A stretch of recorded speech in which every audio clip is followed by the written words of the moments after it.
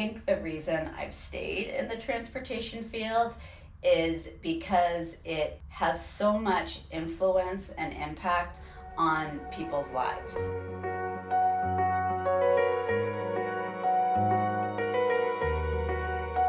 I started my career with Kittleson in 1997, and I started in our Portland, Oregon office. I got into transportation engineering through a few different avenues. One, I do have a family history of transportation engineers going back a few generations. But I would say for me personally, what really started my interest and sort of sparked my enthusiasm for transportation was a professor who I had at university. He was leading some very exciting research.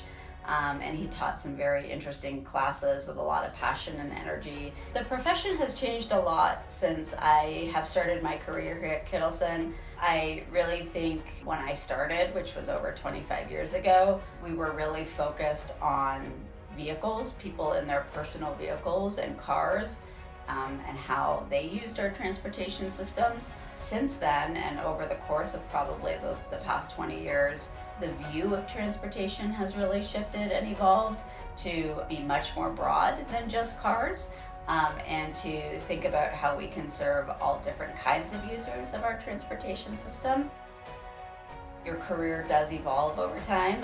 I've been lucky to have a very long career so far. There's always been the ability to learn new things. When I started, I think I was very focused on learning how traffic and vehicle operations work, but probably 20 years into my career, I started to learn more about the needs of bicycle and pedestrian users of the system and how we build safety in our transportation system. So even though things have changed, there's always the opportunity to learn new things.